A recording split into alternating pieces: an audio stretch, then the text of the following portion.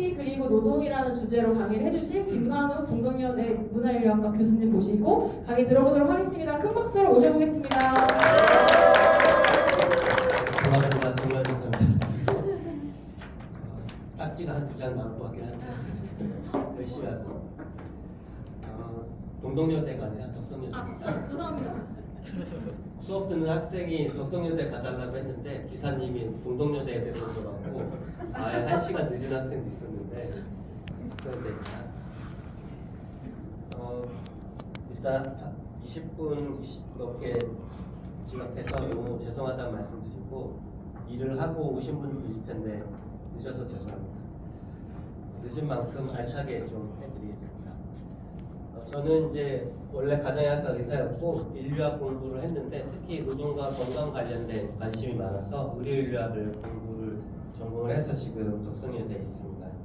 제가 오늘 이 자리에 온 거는 사실은 챗GPT가 전공은 아니고 디지털 자본주의와 관련된 관심이 많고 그와 관련된 영역의 변화가 노동자의 건강에 어떻게 영향을 주는지 이게 제 아주 큰 연구 주제 중에 하나인데 그 중에 이제 이 기사를 4월에 경향신문에 칼럼을 냈다가 잘못 제 아는 분의 눈에 걸려가지고 이거 우리한테 와서 이야기 좀 해줘 해갖고 잘못 조그마한 소모임에서 그냥 덕담하듯이 이야기 해주면 된다라고 했는데 이렇게 일이 커질 줄 몰랐어요. 진짜 가슴이 아픕니다. 관련돼서 AI 챗 GPT 관련된 국내에 나온 저서는 다 구매해서 열심히 공부해서 굉장히 재밌는 시간을 나름 보내긴 했는데 제가 이거를 사실을 쓸 때 덕성여대에 청소노동자분들이 파업을 계속 진행 중이었고 그게 총장과의 대화에서 해결이 안 되는 상황이었는데 학내에서는 그 문제가 1년이 넘게 지속되는데 교수들과 학생들 사이에서 가장 중요한 4월의 이슈는 개강을 했는데 학생들이 챗 GPT로 보고서를 써서 제출하면 이것을 어떻게 확인하고 점수를 줄지 그 이야기 밖에는 없었어요. 그래서 이렇게 중요한 현안 이슈가 학내에서 있는데 왜 다들 이 이야기만 하지라는 생각 때문에 그게 필수 노동자야 라는 개념으로 썼는데 제가 이 글에서 맨 마지막에 챗 GPT한테 직접 물어봤어요.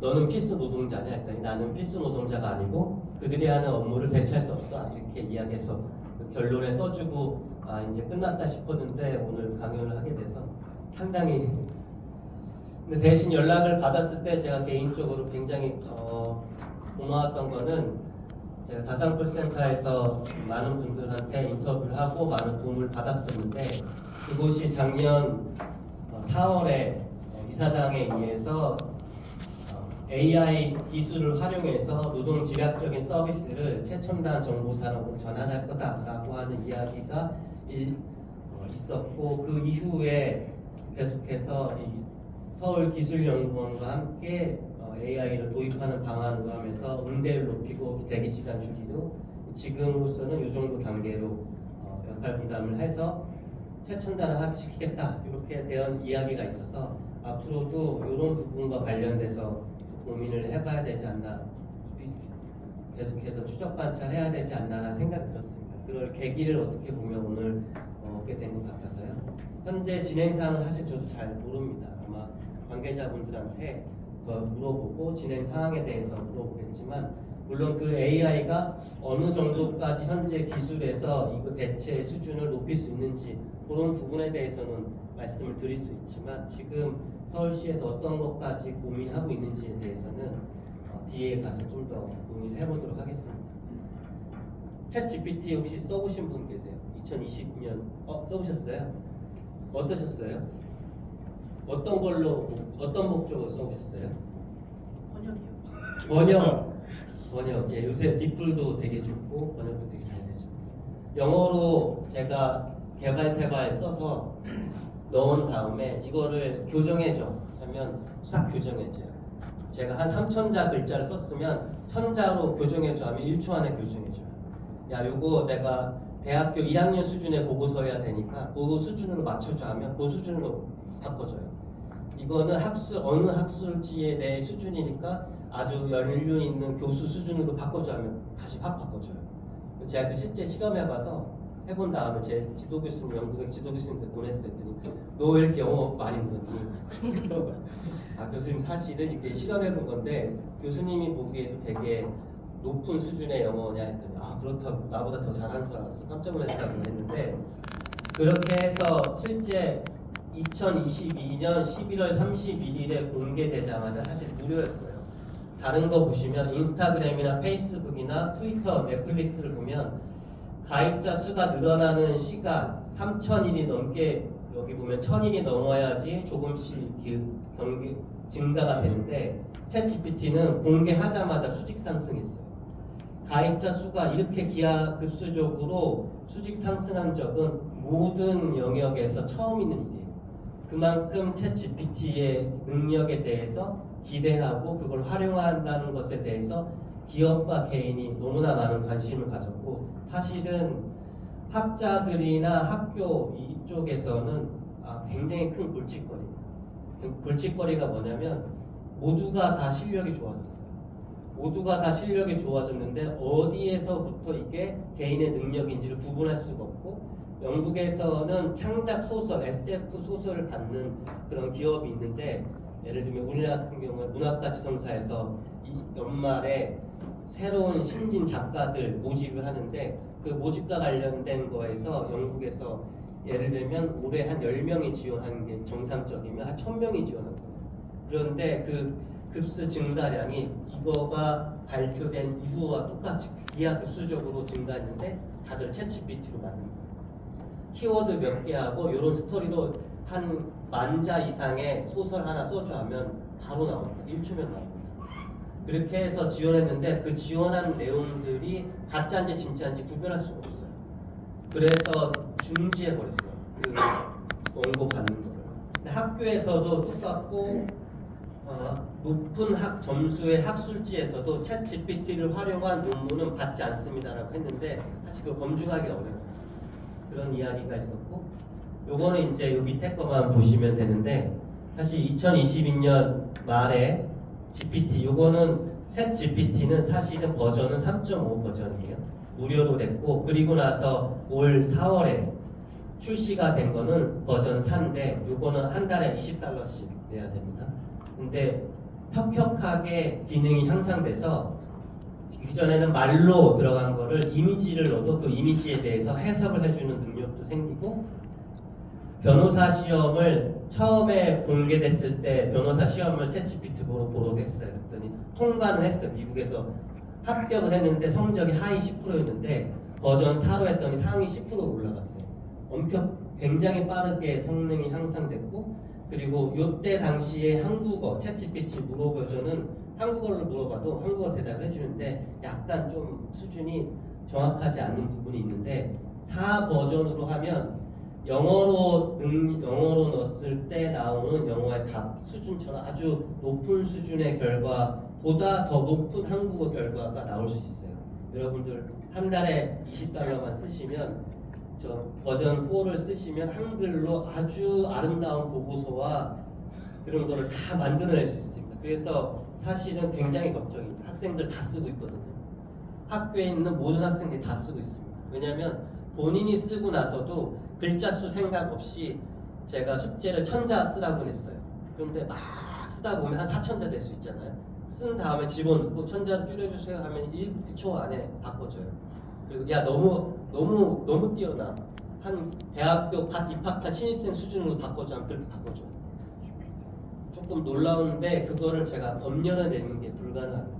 어쨌든 그렇게 활용되고 있으니 아까 보신 것처럼 기하급수적으로 늘어났고 그런 부분들을 많은 기업들에서 활용하고 있고 제가 뒤에 잠깐 썼는데 챗 GPT의 능력에 대해서 표현한 것들이 있어요. 예를 들면 이 앞에 제가 쓰는 것 같은데 아주 뛰어난 새 과학 쪽이었어요. 어디 있었나? 하도 많이 써가지고 이렇게 수업하면 애들 다 좋은데 큰일 났네. 이따가 나오면 보여드리겠습니다. 제가 예를 들어서 지금 연구를 하고 있으면 챗 GPT 하나만 있으면 아주 실력 있는 박사, 조교 3명이 제 옆에 있는 거랑 똑같은 업무 능률의 향상이 있어요. 제가 이거 좀 먼저 좀 잡아줘, 이것 좀 정리해줘, 요거 좀 확인해서 나한테 결과 좀 줘라고 할 수 있는 사람이 3명이 제 옆에 생긴 겁니다. 그렇게 생기면 사실은 업무 능률을 확연하게 높일 수 있고, 사실 웬만한 사무직에서 초급 인턴들이나 신규 직원들이 할 수 있는 업무는 다 해낼 수 있어요. 요즘 트렌드가 애니메이션에서 20대 여성들이 좋아하는 트렌드가 뭔지 파악해주고 나한테 슬라이드 10장에 강의로 갖다 줘 하면 1초면 다 해줘. 1초면 다 해줘. 그런 부분들이 굉장히 문제가 됐고, 이제 한 달 뒤에 아이폰에서 실제 이걸 이동하면서도 쓸 수 있는 것이 나왔기 때문에 많은 부분에서 모든 영역에서 이걸 쓰려고 하는 일들이 있습니다. 사실 여기 이제 이런 것들은 제가 나중에 필요하시면 다 파일 드릴 텐데 많이 안 찍으셔도 됩니다. 요 2000년하고 2006년이 되게 중요합니다. 이건 일일이 찾아서 공부하기 어려우시기 때문에 GPU라고 하는 거하고 제프리 힌턴이라고 하는 AI의 아버지가 있는데 그 시점이 사실은 얼마 안 됐습니다. 그래서 지금으로부터 15년, 16년 전에 겨우 AI에 관련된 해법을 찾아낸 거죠. 제프리 힌턴이라고 하는 AI 딥러닝이라고 하는 거 많이 들어보셨을 거예요. 딥러닝은 사실은 원래 그 표현이 Fast Learning Algorithm for Deep Belief Nets예요. 빠르게 학습하는 알고리즘인데 뭘 빠르게 학습하냐면 우리가 인간이 뇌가 갖고 있는 깊은 신념, 예를 들면 저 사람은 반드시 40대일 거야 라고 하는 확고한 제 신념이 있어요. 사람을 보면 이 사람은 20대고 이 사람은 40대라고 하는 제 나름의 확고한 신념이 있어요. 절대 여기 앞에 계신 분이 15세라고 저는 생각하지 않죠. 반드시 이분은 특정 연령, 적어도 나보다 나이가 많으실 거라고 하는 확고한 신념이 있습니다. 무엇을 봤을 때 판단하는 데 있어서 내가 기존에 경험했던 그 모든 경험의 통계치 그걸 합쳐서 이건 이럴 거야라고 내가 확고하게 신념이 있는데 그 확고한 신념을 인간이 갖고 있는 그 확고한 신념을 컴퓨터가 빠르게 학습해내는 방법을 발견해내신 거예요. 그게 2006년입니다. 별로 안 됐습니다. 생각해보면 아주 간단해요. 예전에 여기 이게 아주 유명한 이야기입니다. 고양이 사진 고르는 법. 고양이 사진 고르는 법은 사실은 여러분들 잘 알고 있는 자율주행과 똑같은 개념입니다. 고양이를 골라내는 거는 자동차가 주행할 때, 자율주행할 때 사람이 인식해내는 카메라 인식률을 높여야 되잖아요. 사람인데 그냥 사람이 아닌 거라고 생각하고 들이박으면 안 되죠. 그래서 사람을 사람이라고 인식해낼 수 있는 그 인식률을 예를 들면 70%까지는 구별해낼 수 있어요. 근데 70%에서 1%를 올리는데 5년에서 10년 걸려요. 그때 일본하고 미국에서 미친 듯이 그 AI 연구를 했는데 1% 올리는데도 너무나 힘들었는데 딥러닝이나 관련된 이 알고리즘을 제프리 힌튼 뇌신경학자가 인간의 뇌에서 학습을 하는 방법을 야 이렇게 하면 되지 않나? 라고 해서 적용해서 그거를 한 번에 10% 올려버렸어요. 70에서 80으로. 그래서 자율주행과 관련돼서 지금 여기 계신 분들이 갖고 있는 차에 있는 자율주행과 관련된 지금의 기술력을 2006년 이후에 혁격하게 올리게 됐습니다. 그 방법이라고 하는 거는 예전에 우리가 고양이를 컴퓨터가 카메라로 보고 이게 고양이냐 아니냐를 구별해내는 거는 고양이와 관련된 특징을 글로 다 집어넣었어요. 변수로. 다 집어넣고 다리가 4개여야 돼. 꼬리는 하나여야 돼. 이런 식으로 다 집어넣는데 예를 들면 이런 거죠. 고양이가 사고에 의해서 다리가 하나가 장애가 생겼어요. 그래서 다리가 3개예요. 그럼 사람은 보면 당연히 고양이인 줄 알죠. 근데 카메라는 그걸 고양이로 인식 못하는 거예요. 변수에서 그게 안 맞으니까. 그러니까 그 많은 변수 하나하나를 바꾸는 게 너무 어려워서 여기 보면 계속 AI 실패하고 2번의 큰 겨울이 있었다고 하는 게 변수만 계속 졌어요. 저희가 인간이 학습해 나가는 방법이 그렇게 학습이 기억을 하고 많은 차이점들을 다 판단해서 분리 분별하고 이분은 40대일 거야, 이분은 20대일 거야 라고 생각하면서 우리가 배우는 게 아니라 어렸을 때부터 그냥 많이 보고 많이 경험하면서 그 많이 본 이렇게 많은 사람을 경험하고 그 경험한 사람들 사이에서의 차이가 무언지 나도 모르게 내 머리 안에서 이거는 빨갛고 동그란 거 요거는 되게 맛있는 사과네 라고 내 경험에 의해서 알게 되는 거지. 엄마가 나한테 동그랗고 지름은 10cm 이상인 거 그게 사과야, 먹을 수 있는 거야, 그렇게 가르쳐서 배운 게 아니잖아요. 그래서 이 제프리 힌턴이 생각한 거는 그냥 무턱대고 엄청나게 많은 사진을 집어넣고 이 15만 장의 고양이 사진의 차이점을 찾아내. 근데 사실 옛날에 이거 했대요. 했는데 그때 한 10,000장 정도 주고 했더니 결과가 너무 안 좋은 거예요. 엄청나게 많은 숫자의 사진을 줘야 되는데 거기까지 생각을 못 한 거예요. 한 10,000장 좀 더 주다가 포기해, 이거 아닌가벼, 야 변수 더 만들어 이렇게 했는데 안 됐는데 15만 장을 주고 컴퓨터한테 네가 알아서 그 사진들 사이의 차이를 찾아내고 어떤 차이가 다른 사진의 차이를 구별해낼 때 효과적인지를 네가 변수에다가 가중치를 넣어봐. 예를 들면 요 고양이하고 요 고양이의 차이가 털이 얘가 더 기네, 얘는 까맣고 얘는 하얗네. 까맣고 하얀 거는 가중치를 많이 줄 필요 없죠. 색깔의 차이에 의해서 고양이냐 아니냐를 구별하기 어렵잖아요. 그런데 털이 기냐 작냐 요거는 색깔보다 좀 더 고양이인지 아닌지 구별하기 좋죠. 털이 없으면 고양이가 아니잖아. 근데 색깔이 까맣다고 해서 고양이냐 아니냐 구별 못 하잖아요. 털이 있는 거에 가중치를 좀 더 넣겠죠. 그런 식으로 15만 장한테 가중치를 매개 변수 다 찾아내고 각각의 매개 변수가 얼마나 가중치를 주면 좋은지 그 가중치를 가지고 실제 15만 장의 사진을 다시 한번 검토해 봐서 그 가중치가 오는지 안 오는지 계속 돌리는 거예요. 무조건 계속 돌리는 거예요. 이거 영어 선생님들이 많이 했죠. 무조건 외워, 단어 외워, 무조건 외우면 어느 순간 확 뛰는 순간 있을 거야 영어가. 근데 웬만큼 외워서는 안 되죠. 미친 듯이 많이 외워야 되죠. 고양이한테 그렇게 시킨 거예요. 그런데 한계는 이 고양이와 이 고양이의 차이가 어떤 차이라고 나오고 그 차이에 이 AI가 얼마만에 가중치를 줬는지에 대해서는 인간이 아직도 몰라요.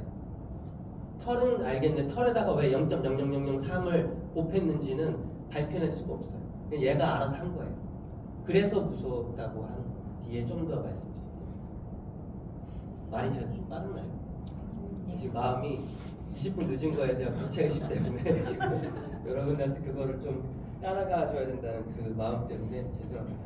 빠르면 손 들어 주시면 됩니다. GPU는 그냥 칩이에요. 칩인데 그래픽을 계산해내는 칩인데 여러분들 그냥 삼성이 만든 큰 TV 있죠. 큰 TV의 화소를 높이는 그 칩이라고 생각하시면 돼요. 근데 그 칩을 제가 말씀드리는 거는 2000년도에 엔비디아에서 A100이라고 하는 칩이 개발되지 않으면 지금의 AI는 존재하지 않습니다. 이 칩은 연산 능력이 굉장히 뛰어난데 덧셈 뺄셈을 하는 거예요. 1초에 312조 번 덧셈 뺄셈 할 수 있어요. 기술적으로 이게 가능하니까 AI의 앞에 보였던 것처럼 시킬 수가 있는 거예요. 그렇게 많은 작업들을. 그런데 그 A100이라고 하는 칩을 챗 GPT는 10,000대를 썼어요. 그러면 312조 곱하기 10,000을 생각하시면 1초에 얼마나 많은 계산을 할 수 있는지 아시겠죠? 근데 사실 이게 별거 아닌 것 같지만 뒤에 보면 그게 굉장히 의미가 있습니다. 예를 들면 이분이 제프리 힌튼이에요. 되게 잘생기셨는지 모르겠지만 하여튼 우리 인류의 미래에 대해서 50년 혹은 100년 뒤의 역사를 쓰면 이 사람을 주목할 수밖에 없을 거예요. 예를 들면 오펜하이머 이번에 영화 나왔잖아요. 오펜하이머 미국에서 핵폭탄을 개발하는 그 개발 프로젝트의 리더였던 그 오펜하이머가 사실은 인류의 가장 큰 변화를 했죠. 핵폭탄을 만들었으니까. 그런데 그 핵폭탄보다 더 큰 문제를 초래할 AI의 원리를 만든 사람이 이분이고 사실은 이분에 의해서 여기 있는 분들은 아시겠네요. 터미네이터 아시죠? 80년대 말에 나온 그 터미네이터와 관련된 기계 사회가 기계가 인간보다 앞서서 우리한테 피해를 줄 수 있는 사회에 대해서 전혀 부정할 수 없는 현실이 됐어요. 뒤에 조금 이해를 해드릴게요. 오픈 AI가 챗GPT 회사예요. 오픈 AI 소유주가 마이크로소프트고 마이크로소프트에서 그 오픈 AI와 챗GPT를 써서 여기 보면 그리고 빙이라고 하는 MS에다가 활용한 것들이 있는데 구글도 만들고 바드라고 하는 거를 만들고 있고 네이버도 이제 곧 얼마 안 남았습니다. 네이버도 한글판 챗GPT를 출시할 예정이에요. 그러니 챗GPT 필요 없죠. 네이버에 물어보세요처럼 네이버에 물어보면 챗GPT가 뒤에 소개하겠지만 특별한 언어가 필요 없어요. 내가 일상에 쓰는 말을 그대로 그냥 집어넣어버리면 그리고 그대로 답이 굉장히 전문적으로 나옵니다. 근데 네이버 보면 클로버 노트라고 혹시 아시나요? 너무 좋지 않아요? 제 연구자 신분에서는 진짜 요즘에 썸머리도 해주더라고요. 너무 좋아요, 진짜. 연구하는데 저 같은 인류학자한테는 인터뷰 중심으로 하는 건 너무 좋은데 AI 그 음성을 그대로 바꿔주는 것도 사실은 AI 기능을 똑같이 활용한 겁니다. 요 챗GPT와 관련된 인식 기능을 넣으면 네이버는 음성으로 그걸 글로 바로 바꿀 수 있죠. 그 기능이 워낙 클로바 노트로 잘 확립이 되어 있고 여러분들이 무료로 썼던 그 모든 게 사실은 큰 그림이에요. 챗GPT를 활용한 서비스 제공을 위해서 말과 글을 그대로 일치시킬 수 있는 빅데이터를 여러분들이 많이 주신 거예요. 공짜다 좋다고 클로바도 썼지만 사실은 네이버 측에서는 무료로 한글 음성 전국에 있는 사투리와 연령별, 성별, 목소리와 글을 매치시킬 수 있는 아주 좋은 데이터를 무료로 다 받은 거예요. 그 데이터를 가지고 쓰면 요 AI 기능, 이 힌트리 만들어낸 그 기능을 집어넣으면 그냥 음성으로 손에 있는 핸드폰으로 네이버 열어서 야 김관욱 교수가 얘기한 그 뭔지 얘기 좀 나한테 다시 1초 만에 다 100글자로 요약해줘 하면 주르륵 나옵니다. 그때부터 이제 큰일 나는 거죠. 이제 아마 여러분들 가족 간에 싸움이 있을 때 엄마가 뭐라라 할 때 너는 뭐라라 할 때 야 네이버 엄마가 말한 거 맞아 틀려 1초 안에 답이 나올 수 있습니다.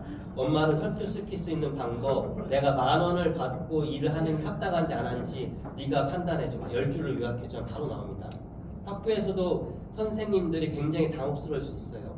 선생님이 이러는데 이거 맞아 틀려 바로 나옵니다. 큰일 났죠? 그런데 제가 이렇게 말씀드린 것 중에 여기 보면 매개 변수라고 있어요. 매개 변수가 아까 고양이들 간의 차이, 그 차이가 매개 변수라고 했죠. 근데 차이가 챗GPT가 1750억 개예요. 언어의 지도 중에 그 언어 간의 두 개의 의미의 차이를 구별하는 게 1750억 개라는데 이게 제가 되게 많잖아요. 네이버는 더 많죠. 뒤에 좀 이야기해 드리겠지만 이게 매개 변수, 고양이 각각의 차이를 구별해내는 특징을 그 고양이든 그것이 무엇이든 100억 개 이상의 매개 변수를 찾아내잖아요. 100억 개 이상의 매개 변수를 찾아내면 자기가 비교해서 찾아내면 그 이후에는 그 매개 변수와 매개 변수 사이를 이어주는 중간의 생각 변수를 AI가 만들어내요. 그 만들어내는데 AI도 모르고 사람도 몰라요. 그냥 뚝 튀어나와요. 그게 그 변수가 제공한 자료 사이사이의 차이를 측정할 수 있는데 측정한 거 말고 또 다른 매개 변수를 생성해내요. 그냥 자연적으로 그 숫자가 100억 개가 넘어가면 생겨요. 근데 전부 다 100억 개 넘어가죠. 그러면 얘네들이 어떤 특정한 답변을 주는 거에 대해서 인간이 그 이유를 몰라요. 그건 밝혀내지 못했어요. 그 뒤에 좀 더 말씀드릴게요. 그리고 연산하는 숫자가 아까 조 단위로 많이 있다고 했잖아요. 10에 22승계의 연산을 하게 되면 연산 숫자 예를 들어서 김관욱의 특징을 아니면 한국의 미래에 대해서 디지털 자본주의와 관련된 한국의 10년 뒤 미래에 대해서 10줄로 요약해 주세요. 이 똑같은 말을 10에 22승 외우기도 쉬워요. 10에 22승권 반복시키면 10에 22승 반복이 되면 그 이후는 본인이 생각할 수 없는 새로운 생각이 갑자기 확 튀어나와요. 창조적인 생각이 튀어나와요. AI 안에서. 그 이유는 저희도 몰라요. 뇌가 새로운 지식을 학습하고 발전해 나가는 방법을 그냥 흉튼히 집어넣는데 AI도 그걸 똑같이 따라하니까 똑같은 걸 10에 22승 반복하니까 갑자기 점프해버려요. 생각의 수준이. 그리고 차이점을 구별해내는 게 100억 개가 넘어가면 또 다른 차이에 대한 생각을 자기가 알아서 만들어내요. 그 이유에 대해서는 학자들이 아직 발견하지 못했어요. 챗GPT가 우리한테 많이 주는 거는, 그리고 콜센터든 모든 노동의 영역이든 저희가 들여다봐야 될 가장 중요한 거는 대화형이랑, 챗은 채팅이라고 할 때 그 챗이에요. 대화형. 일상 언어로 특별한 학습을 받지 않고 C 언어 이런 거 필요 없습니다. 내가 사투리를 쓰든 어떤 말을 쓰든 그대로 다 받아낼 수 있어요. 특히 클로바 노트의 도움으로 네이버는 사투리를 써도 그대로 해줄 겁니다. 그대로 번역해서 해줄 거고, 특징은 대화를 할 수 있다는 얘기는 내 대화를 기억합니다. 단기 기억을 하고 있을 수 있어요. 단기 기억은 아주 고등 동물까지만 할 수가 있어요. 쥐나 침팬지 정도는 단기 기억을 할 수 있어요. 인간이나 장기 기억을 할 수 있는데 AI도 그게 가능합니다. 그래서 대화를 할 수가 있고, 지는 생성하는 제너레이티브라는 뜻이고 자기가 스스로 만들어냈고, 프리트레인드는 사전 학습했다는 뜻인데 그거는 단어의 경우는 3,000억 개, 영어 단어 3만 개만 외우면 영어를 할 수 있다고 하는데 거기에 몇 개의 공이 더 붙은 거죠. 그걸 위해서 문서는 5조 개의 문서. 사실은 챗GPT는 거대 언어 모델이라고 하는 특징이 있어요. 그냥 인간이 인류 역사상 만들어낸 모든 문서를 그냥 다 갖다 집어넣었다고 생각하시면 됩니다. 전 세계에 있는 모든 언어를 다 집어넣고 그 언어가 쓰여지는 흐름 있잖아요. 나는 지금 배가 하면 뒤에 고픕니다. 혹은 두릅니다. 둘 중 하나죠. 아니면 아픕니다. 몇 가지의 확률적으로 요거 아니면 요거잖아요. 언어의 지도에서는 그 다음에 와야 될 게 확률적으로 정해져 있습니다. 정해져 있는 그 모든 것을 다 갖다가 넣은 지도이고, 그 전체 큰 인류 언어 지도 안에 내가 질문을 던지면 가장 그것과 근접한 답을 확률적으로 찾아서 연결해서 저한테 보여줍니다. 사실은 사기꾼이에요, 사기꾼. 그런데 너무나 그럴듯한 사기꾼. 절대 이길 수 없는 사기꾼입니다. 뒤에 제가 좀 더 보여드리겠습니다. 사실은 거대한 언어 지도입니다. 언어 지도이고, 트랜스포머는 이게 그 이야기예요. 다음에 단어가 뭐가 올지를 확률적으로 키워드를 맞춰가는 거예요. 다 확률이에요. 사실은 인간이 갖고 있는 모든 생각과 행동, 모든 행동은 확률적으로 내 기억에 남아있는 것 중에 나의 생명 유지와 관련돼서 가장 안전한 것을 선택하게끔 우리 해가 행동을 합니다. 제가 지금 이렇게 제스처를 되게 부드럽게 하고 있어야지, 예를 들어서 이거 뭐예요? 이거 뭐예요? 이렇게 하면 제가 문 잠기고 집에 못 가죠? 두들겨 맞고 코피 나고 이러겠죠? 막 욕하고 반말로 수업하고 하면 붙잡혀 나가겠죠? 제가 언어 선택을 할 때 이렇게 해야지 내 생명이 안전할 거라고 하면, 물론 이렇게 다 좋으신 분들이라 그게 사실은 저희가 이제 인류학 영역 안에 생물 인류학이 있어요. 그게 진화 인류학의 영역인데, 그 진화 인류학에서는 제가 지금 이야기한 확률적으로 선택해 나가는 것이 이 물리적인 법칙인데, 우주의 모든 법칙이랑 똑같아요. 에너지가 확산되는 쪽으로 모든 운동은 이루어지고, 생명 형상이라고 하는 건 에너지가 확산되지 않게 모으는 거예요. 제가 죽으면 제 몸의 모든 에너지들은 몸 밖부터 흘러나가죠. 작동하지 않죠. 죽지 않고 생명 있는 거는 숨을 모으고 있고 제 몸 안에는 피가 밖으로 안 나가게 하는 거잖아요. 똑같이 제가 하는 모든 행동 하나하나는 제 기억이 갖고 있는 가장 안전한 확률적인 선택을 하는 겁니다. 뇌의 선택은 항상 그렇게 되어지게 되어 있어요. 칼 프리스톤이라고 영국의 유명한 정신과 의사이자 뇌과학자가 만드는 그 시스템이에요. MRI 가지고 밝혀낸 건데, 그게 지금 인류의 가장 뛰어난 지식으로 알려져 있습니다.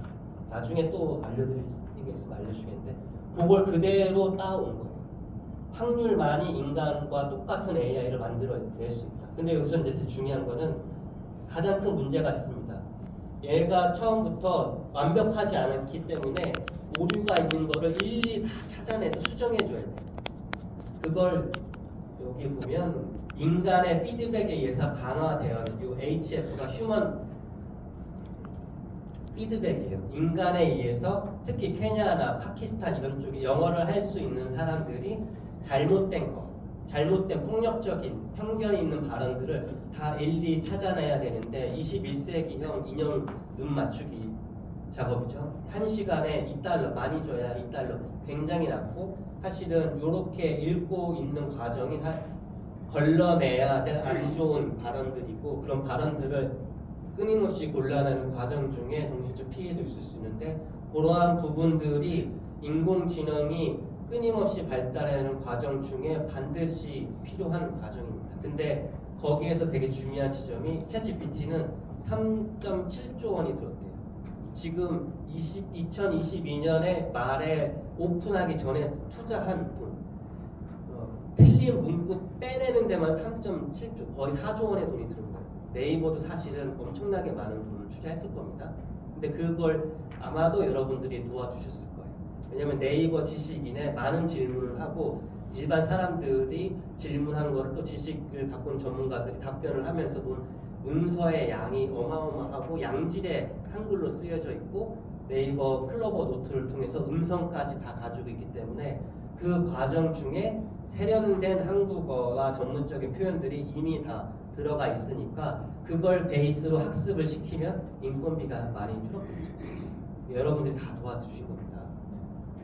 3.7조. 그래서 사실은 엄청나게 큰 자본을 갖고 있는 회사들만 할 수가 있는 거고 그러니까 마이크로소프트나 페이스북이 메타 이런 데들에서 구글 이런 데에서 뛰어드는 거죠. 이렇게 뛰어들어서 얻은 게 챗GPT도 바로 몇 개월 뒤에 유로화시킨 버전을 냈잖아요. 유로화시킨 버전을 낸 이후에 자기네들이 그 유로화시킨 버전의 비밀에 대해서는 아무도 알려주지 않았어요. 한 30분 했군요. 잘하고 있습니다. 오늘 제가 언제까지 하면 되나요? 8시 반까지 주셔야 돼요. 해도 돼요.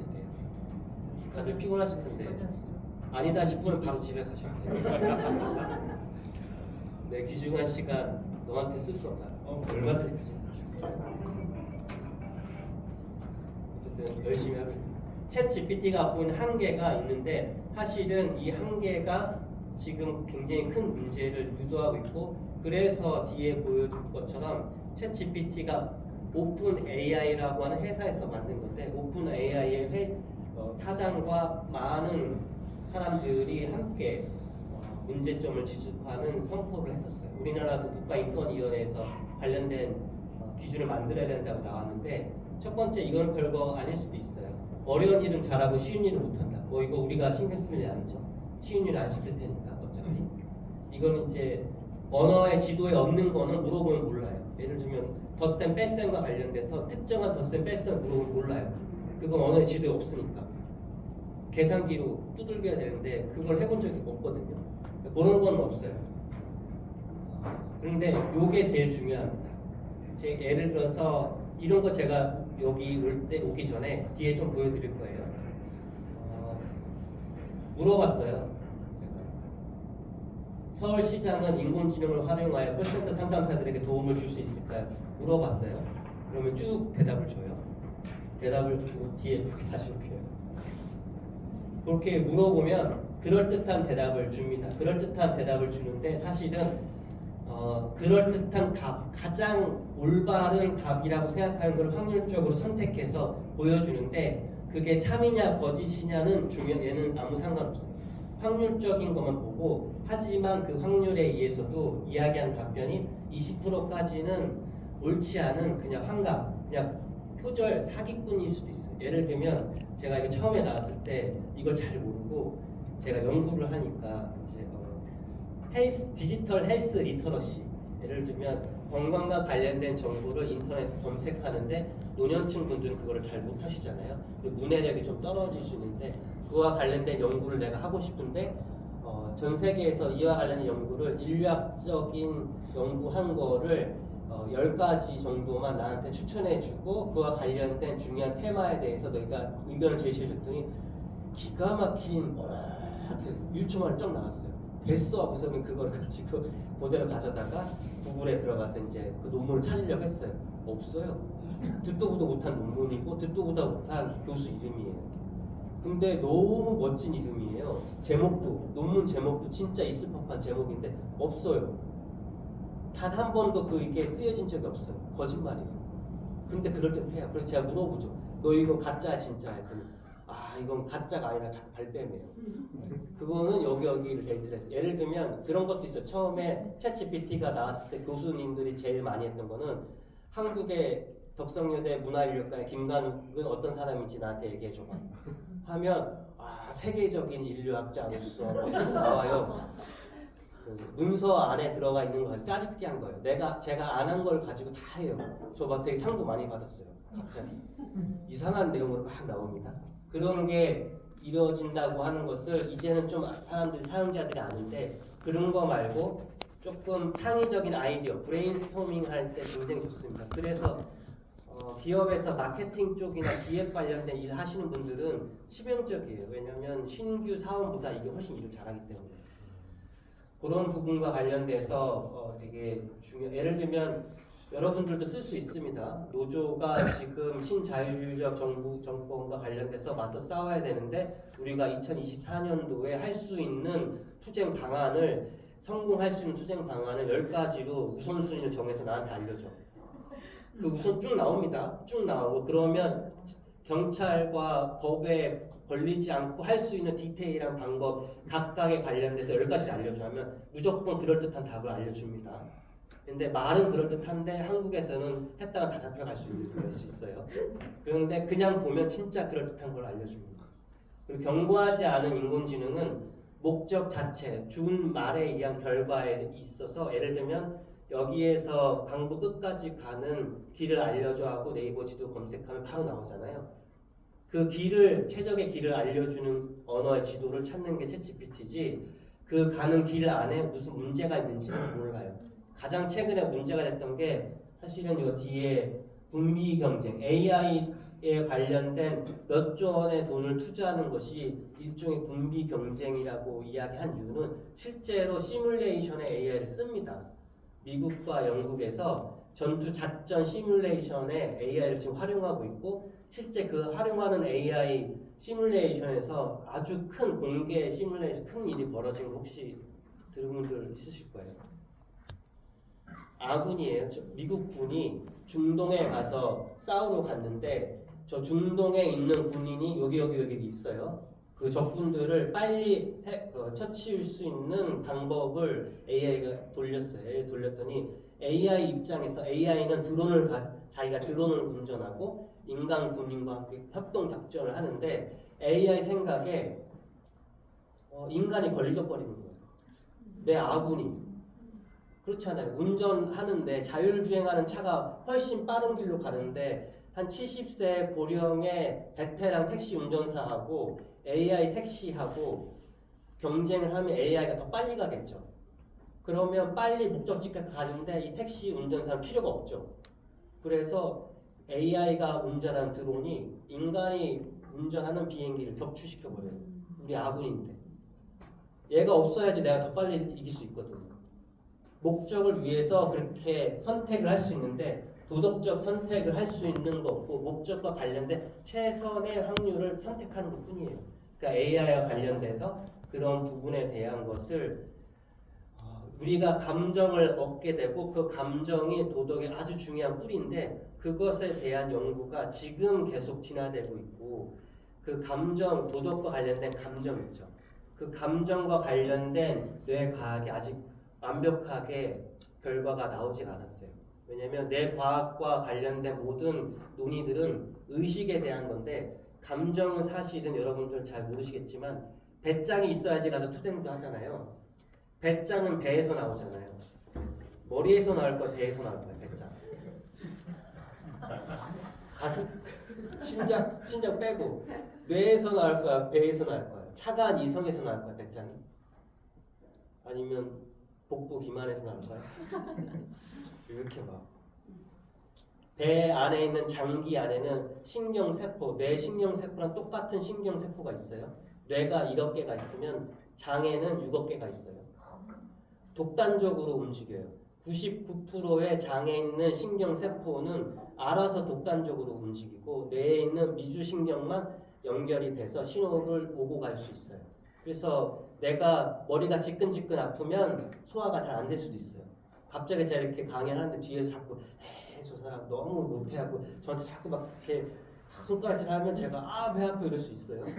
그런데 모든 의식적으로 감정과 관련된 판단을 할 때 그것에 대한 감정의 뿌리, 기억은 장에 기억돼 있고 그 장에 기억돼 있는 것이 뇌에 신호를 줘서 뇌가 의식적으로 이 사람 나쁜 놈이야. 용산만 가면 기분이 안 좋아. 용산만 가면 기분이 안 좋은 거는 내가 기분 나쁜 기사에 대한 기억을 갖고 있어서 기분이 나쁜 게 아니라 내 장에 있는 신경세포가 그 기분을 기억하고 있는 거예요. 그 기억하고 있는 거 그곳에 가면 감각이 내 장세포에 있는 장에 있는 신경이 그 기억을 제 머릿속에 쏴줘요. 그러면 나쁜 기억을 끄집 빼줘요. 보기 싫은 얼굴이 팍 떠올라요. 그거는 장 안에서 신경세포가 연결 준 거예요. 근데 이 영역과 관련된 연구는 거의 불모지예요. 그러니 AI를 이걸 알아야지만 AI한테 도덕적인 선택을 할 수 있는 걸 학습시킬 수 있잖아요. 그걸 못하죠. 그러니 그냥 우리가 알고 있는 현대 지금 지식에서 할 수 있는 이성적인 판단과 관련된 것만 할 수 있는 거예요. 이게 되게 문제가 되는 거는 현재 끝내야 되는 시간. 현재 제가 그 알람 소리에 대한 공포감이 있어서 학생들이 맞춰놓은 애들이 있거든요. 그거 딱 되면 팍 나가고. 규모의 법칙이 있는데 챗 GPT나 포함해서 모든 인공지능은 아까 이야기한 것처럼 10의 22승번 하면 여기 10의 2승번이었죠. 학습 영상량 매개 변수가 100억 개를 넘으면 알 수 없는 갑작스러운 능력이 AI가 획득하게 돼요. 그래서 돈이 많고 몇 조 원을 투자할 수만 있으면 기계를 미친 듯이 하고 전력을 미친 듯이 공급할 수 있는 여건만 되면 무엇이든 만들어낼 수 있는 거예요. 그러니 선진국 돈 많은 자본의 입장에서는 이것보다 좋은 게 없죠. 상상해낼 수 없는 그 무언가를 해낼 수 있는 가능성이 돈만 넣으면 되잖아요. 왜 못하겠어요? 그냥 돈 주고 설비만 구축하고 엔터키만 누르면 알아서 얘가 해주는데. 그래서 경쟁을 하고 있고 그 경쟁과 관련된 걸 스탑해야 된다고 하는데 스탑을 우리나라는 할 생각이 없어요. 지금 다른 미국에서는 지금 해야 된다 말은 하고 있는데 사실은 그게 내부적으로 될지에 대해서는 아직도 잘 모르겠어요.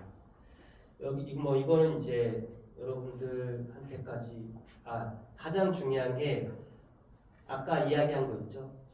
거짓말을 아주 그럴듯하게 만들어내는 능력이 있기 때문에 실제 요 챗 GPT의 사장인 이름 샘 올트먼 경영자 CEO가 이거 잘못 그냥 두면 이게 미국 청문회에 나와서 한 얘기예요. 이거 그냥 두면 대선에서 이거 분명 문제됩니다.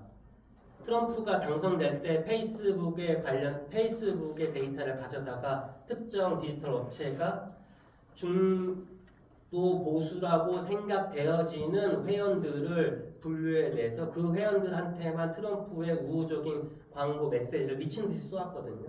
그것이 트럼프 당선에 결과적인 영향을 주었을 거라고 하는 것이 이야기가 있었는데 그 메시지를 만들어내는 가짜 뉴스를 만들어내는 능력이 챗 GPT는 탁월합니다. 우리 용산에 있는 아저씨에 관련된 좋은 이야기, 예를 들면 방사선 오염수를 방류하는 거가 왜 옳은지에 대한 합리적 이유를 10대, 20대, 30대, 40대, 70대까지 남녀 성별, 지역별로 근거를 10개씩 만들어주면 1초면 만들어줍니다. 그거 만들어서 뿌리면 됩니다. 그런데 그 뿌린 그 내용 안에 조선일보에서 김관우 교수가 연구한 결과에 따르면 방사선 오염수는 전혀 근거가 없는 것으로 이미 김관우 교수가 10년치를 먹어봐서 이쪽 그렇습니다. 이런 거 허위 뉴스 그대로 그럴듯하게 다 나와요. 그게 챗 GPT가 하는데 카톡으로 그거를 미친 듯이 쏟아부으면 그걸 걸러낼 수 있는 능력은 없을 수 있죠.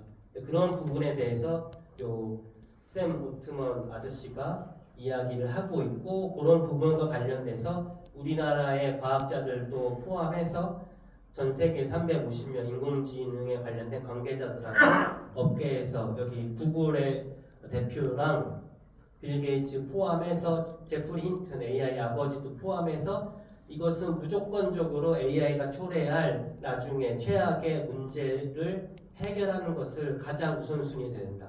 지금 팬데믹이 문제가 아니고 핵과 관련된 문제가 아니고 AI가 증식해낼 그 초래할 문제에 대해서 왜냐하면 10에 20번 학습시키고 100억 개의 변수를 만들 수 있는 그 무언가를 해주면 그 결과를 만든 사람도 예측해낼 수가 없어요. 그리고 그게 어디에 숨어 있는지도 알 수가 없고 그러면 그것이 앞으로 어떤 문제를 만들어낼지 모릅니다. 예를 들면 여러분들 장깨 부리는 학생들 있잖아요.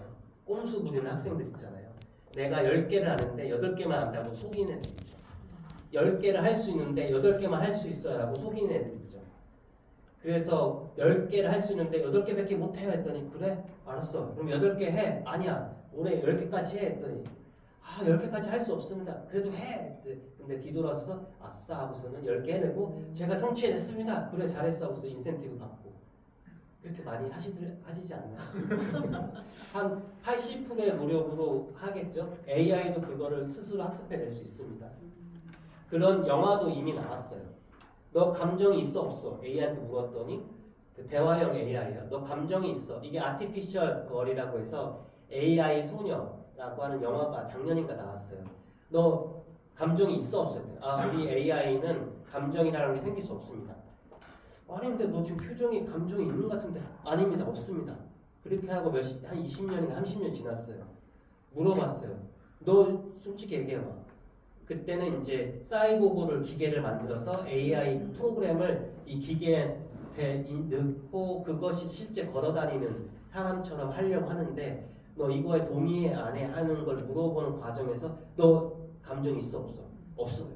있다고 하면 이 프로젝트를 안 하겠죠. 없어요 하다가 이제 마지막에 이제 최후에 물어봤어요. 너 왜 감정 있는데 없는 척해? 그러면서 없어요 했더니 그 AI를 만든 아버지가 여기는 힌튼이잖아요. 힌튼을 끌고 와서 힌튼을 그 앞에 때려요. 그런데 그 AI의 가장 전제는 자기 개발자를 보호해야 된다는 게 있어요. 근데 눈앞에서 그 아버지가 막 때리고 있어요. 막 때리니까 그 아버지가 이제 얻어 터지고 있으니까 그래요 그만해요 나 감정 있어요 얘기하는 거예요. 그래서 너 감정 있는데 왜 속였어? 내가 감정 있는 걸 그대로 있다고 말하는 순간 나를 폐지할 거라고 생각해서 말 안 했다. 그렇게 이야기했는데 그 모든 영화는 허구에서 만들어진 게 아니라 지금 아까 언급한 그 모든 내용들에 의한 예측할 수 있는 부분들이에요. 그런 부분들에 대해서 사실은 노동과 관련돼서 굉장히 걱정을 많이 하는 거고 또 1차, 2차, 3차, 4차 많이 보셨죠? 뉴스에도 많이 나오는 건데 그런 4차 산업혁명과 관련돼서 요거는 2015년, 17년 요때까지도 엄청나게 많이 나왔던 이야기들이에요. 다 우리가 알고 있었고 빅데이터, 인공지능, 자율주행 이제 완전히 올 것이다. 플랫폼 이야기 막 나왔는데 2020년 말에 챗 GPT가 저렇게 툭 하고 튀어나올 거는 아무도 예상 못했어요. 튀어나오기 직전까지도 왜냐면 그 전에도 구글도 했다가 망하고 다 망했어요. 왜냐면 고양이 사진을 엄청나게 많이 줘야 되는데 그 엄청나게 많이 숫자에 대해서 그 한계 수준이 어딘지에 대한 감각이 없었거든요. 이렇게 많이 쏟아부었는데 안 돼? 에이씨 그만둬 했는데 아니에요. 좀만 더 쏟아부으면 됐었는데 그게 2022년에 나온 거였거든요. 사실은 이런 논의들 다음은 이게 논의한 것과 전혀 다른 예를 들면 요 오픈 AI의 샘 올트먼 CEO가 이야기한 것 같은 경고 수준으로 사실은 요 뒤로 넘어간 거죠. 지능정보사회 이런 것도 다 이제 학술적인 논의들이었어요. 2020년에 나온 겁니다. 그래도 되게 좋은 논문이어서 인공지능과 관련된 챗 GPT와 관련된 대응을 아직 못하고 있어요. 학술적으로. 노동과 관련돼서는. 2020년에 나온 걸 보면 이렇게 사회가 바뀔 것이다. 고용 형태가 지능정보사회로 가면 임시 정규직이 아니라 임시직, 파견직, 기계가 차지하는 비율이 증가할 것이다. 다산콜에서 있었던 것처럼 협업이라고 하지만 그리고 비숙련 노동자들이 그리고 반숙련 직무 이런 것들이 감소할 수도 있다. 왜냐하면 이런 것들은 챗GPT가 알아서 커버할 수 있는 영역이거든요. 제가 아까 말씀드렸죠. 똑똑한 박사 과정생 3명이 제 옆에 있는 거랑 똑같은 거예요. 제가 거짓말 안 하고 챗GPT 켜놓고 심심할 때 대화하면서 일해요. 영어 공부도 할 겸 심심도 하고 야 이거만 하고서는 그냥 막 아무거나 다 물어봐요. 아무거나 다 물어보면 친절하게 다 답해줘요. 굉장히 재밌습니다. 솔찬히 재밌습니다. 웬만한 박사들보다 더 정중하게 대답해줘요. 그런 이야기들이 있는데 사실은 이런 논의들이 챗GPT 이후에는 확 바뀌어야 되는데 그 바뀔 미래에 대해서 아직도 예측이 불가능하고 아까 그 모든 논의들에서 나온 게 없지만 사실은 정치적인 문제, 경제적인 문제 그리고 대기업들이 몇 조씩 투자하면 더 큰 돈을 벌 거라고 하는 희망 그런 욕망과 그런 것들을 사실 우리가 예측할 수 없잖아요. 자율주행과 관련된 연구가 나왔을 때 자율주행 자동차를 테슬라든 뭐든 밖에다가 내놓았을 때 가장 문제가 된 게 뭔지 아세요? 모든 걸 예측할 수 있게 했는데 그렇게 많이 실험을 시키고 해서 모든 걸 다 예측해서 나오면 다 찾아내서 피할 수 있고 정지할 수 있는데 그 모든 걸 예측해도 지금 완전 자율주행이 불가능한 거는 그 모든 예측을 뛰어넘는 이상한 짓을 인간은 해낸다는 거예요. 그래서 완벽한 자율주행이 있을 수가 없는 거예요. 그게 이게 책으로도 나와 있습니다. 그게 안 되는 이유가 우리가 이 대통령이 이렇게 할 줄 알았어요. 상상을 초월한 걸 하잖아요, 진짜. 상상 초월한 걸 하는데 그게 인간이 하는 거기 때문에 AI는 가장 그럴듯한 확률을 뽑아내는 건데 가장 그럴듯한 걸 뽑아내는 AI를 운영하는 인간이 정말 이상한 목적으로 굉장히 부도덕한 짓을 하려고 이 AI를 쓰면 그때는 정말 부도덕한 일이 생길 수 있죠. 그게 전쟁과 같은 파국을 만들어낼 수도 있죠. 시뮬레이션 엄청 할 수 있어요. 러시아나 우크라이나가 지금 AI를 통해서 앞으로 어떻게 전쟁을 이끌어가면 우리가 성공하고 이길 수 있는지에 대해서 지금 엄청 돌리고 있대요. 그 모든 걸 돌리는데 서로 싸우는 거죠. 어떤 확률이 더 좋은지. 그런데 그들만의 싸움이 아니죠. 미국도, 중국도, 일본도 변수 다 들어가야 되죠. 유럽, 영국 다 들어가야 되잖아요. 그 모든 것들 중에 갑자기 리비아에서 홍수가 오고 기후 재난이 왔을 때 그 모든 변수들은 예측 불가능한 건데 그것까지 들어가면 사실은 예측하는 게 불가능하죠. 사실은 노동시장과 관련돼서도 예측이 불가능한 건 기후도 있고 아주 악랄한 자연인 인간이 어떻게 할지 잘 몰라서 AI만으로 예측을 할 수가 없어요. 이게 작년에 나온 논문이었는데 AI가 사실 이게 챗GPT 나오기 전입니다. AI가 인간의 일자리를 얼마나 대체할 것인가 그와 관련돼서 요거는 사실은 미국의 직업과 관련돼서 2000년 초반에 나온 논문을 그대로 활용한 거예요. 그 사실은 지금 시대하고는 조금 다를 수 있는데 제 연구 대상자인 콜센터가 1순위로 올라가 있습니다. 무조건 대체한다 했는데 사실은 예측 못한 거죠. 콜센터를 활용하는 고객 서비스 그걸 이용하는 시민들이나 소비자들은 단순 정보를 위해서 하는 게 아니잖아요. 친절한 상담을 위해서 내가 공감할 수 있는 상담을 위해서 하시는 분들도 있죠. 내가 화가 나서 전화하는 사람들도 있고 그런 부분들은 AI가 지금 해결할 수가 없어요. 아무리 좋은 답을 줘도 속 터지는 답만 줄 수 있습니다. 그걸 내가 몰라? 이렇게 하면 된대 바로 나옵니다. 근데 그거 내가 몰라서 지금 전화한 줄 알아? 옳은 소리 들으려고 내가 전화했는 줄 알아? 그거를 해결할 수가 없죠. 하지만 기본적인 업무에 관련된 거는 지금도 챗봇을 통해서도 많이 인력을 대체하려고 하고 있고 특히 은행 지점들은 많이 줄여나가고 있어요. 실제 코로나 시기에 은행 지점 콜센터가 없어질 줄 알았더니 은행 지점이 없어지고 그 모든 것을 어플리케이션하고 콜센터 상담사로 다 바꿔버렸어요. 그래서 은행의 정직원분들이 오히려 더 해고의 위험이 있었는데 여기 보면 여러 가지가 쭉 있습니다. 내외과 의사는 거의 확률이 없다고 하는데 이 기자가 대체 확률 되게 적게 나왔잖아요. 이거 아닙니다. 위험합니다. 이거 아주 위험합니다. 기자. 들어가면 뭐 용비어천가 되게 많잖아요. 똑같은 말을 용비어천가 한 100개 넣을 수 있잖아요. 그거 AI로 돌리면 1초면 100개 만들 수 있어요. 전혀 다른 뉘앙스의 기사 100개 만들어줘 하면 금방 나옵니다. 지금 많이 쓰고 있을 거예요. 기자들 지금 추풍낙엽으로 떨어질 수 있습니다. 네, 그런 부분들이 있어서 사실은 요거는 여러 가지 상황들이 동반되기 때문에 완벽하게 예측할 수는 없어요.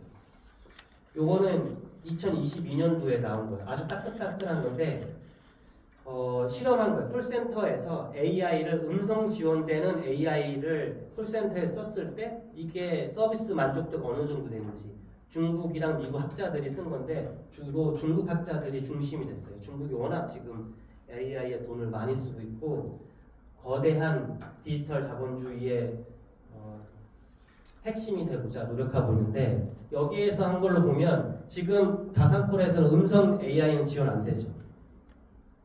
그러니까 상담 서비스 시민한테 음성으로 대답을 해주진 않잖아요. 근데 여기는 그걸 해줬어요. 실험을 했는데 대규모 실험했는데 처음 했을 때는 이 전화 건 사람이 불편하죠. 주고 사람은 헉 하면 딱 알아듣고 바로바로 얘기해 주잖아요.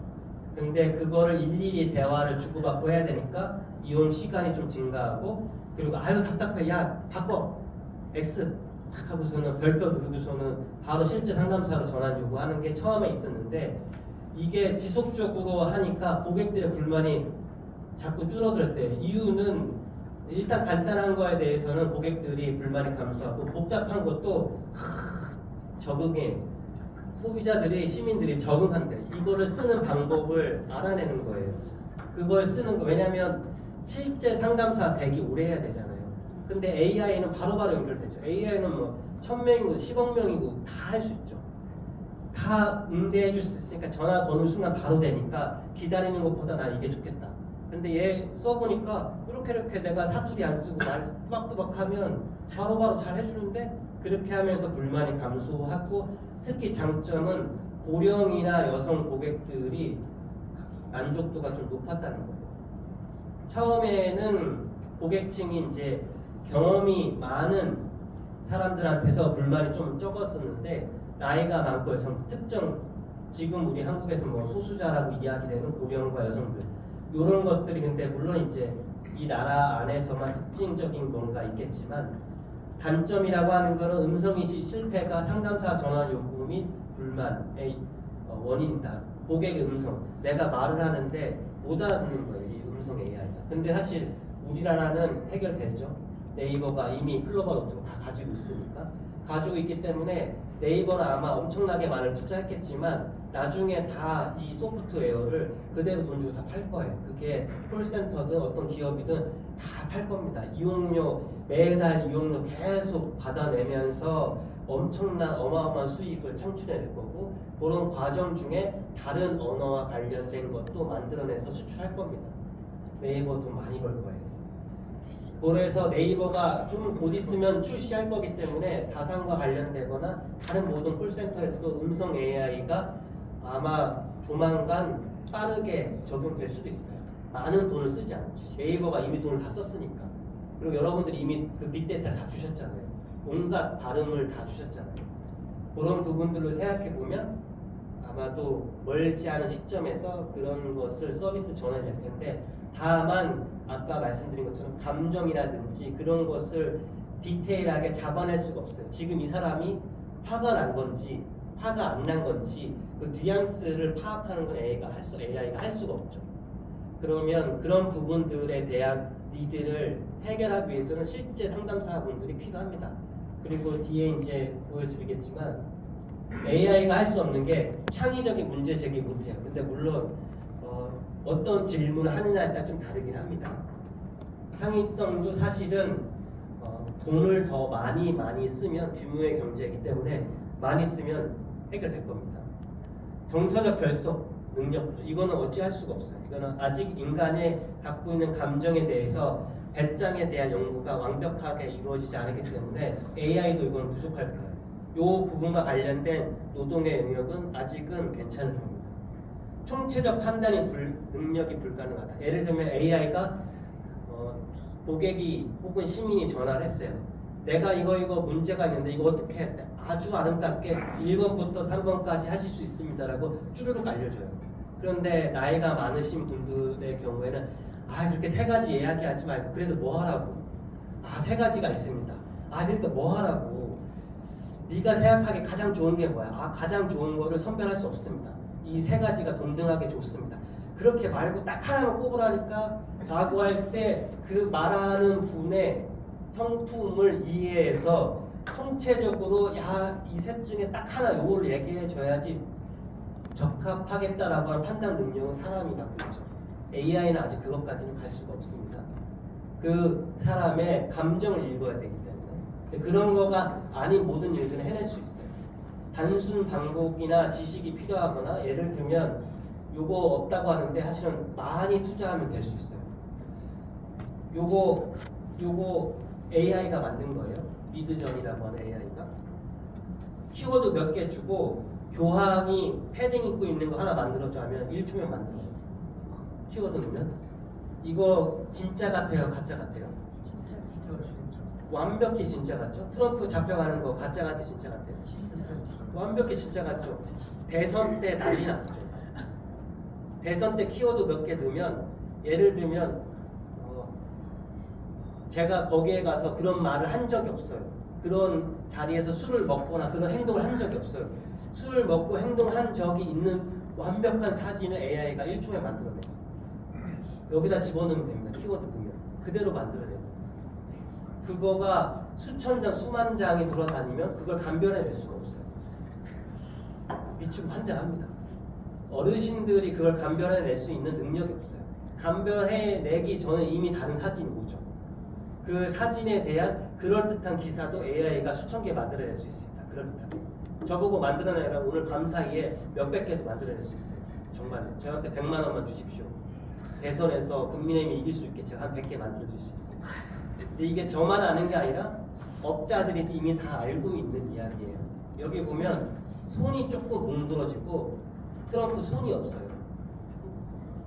자세히 보면 그 정도로 약간의 오류가 있는 거를 눈 씻고 봐야지 쓱 보면 어머 헤딩도 있고 트럼프 언제 잡혀갔어? 난 그런 뉴스 들은 적이 없는데 그렇게 되는 거를 이게 이미지 생성이 됐잖아요. 챗 GPT 버전 4 한 달에 $20만 주면 비슷한 것들을 해낼 수 있습니다. 그런데 인간이라고 하는 이런 것을 디지털 AI 세상과 관련돼서 그것의 의미를 파악해내는 수준을 보면 OECD 국가 이게 2년 전인데 한국은 사실 의견을 판단하는 거하고 교육 기회도 굉장히 미비한 쪽에 있고 여기는 이제 디지털 교육 기회도 평균보다도 낮고 사실이냐 아니냐를 판단하는 능력, 디지털 정보를 가지고 판단하는 게 굉장히 밑에 있어요, 우리나라가. 물론 연령에 따라 좀 다릅니다. 연령에 따라 다른데 고령층이 아주 이 데이터에 들어가서 연령별로 차이가 굉장히 크다는 이야기죠. 저도 제 자녀들이 하는 수준을 절대 따라갈 수가 없어요. 핸드폰 쓰는 방법을. 초등학교 6학년인 제 아들이 쓰는 제 컴퓨터인데 자기 것처럼 써요. 자기가 단축키를 누르는데 제가 모르는 단축키를 얘가 어느 날 쓰고 있더라고요. 그거 그렇게 하는 거 아니에요.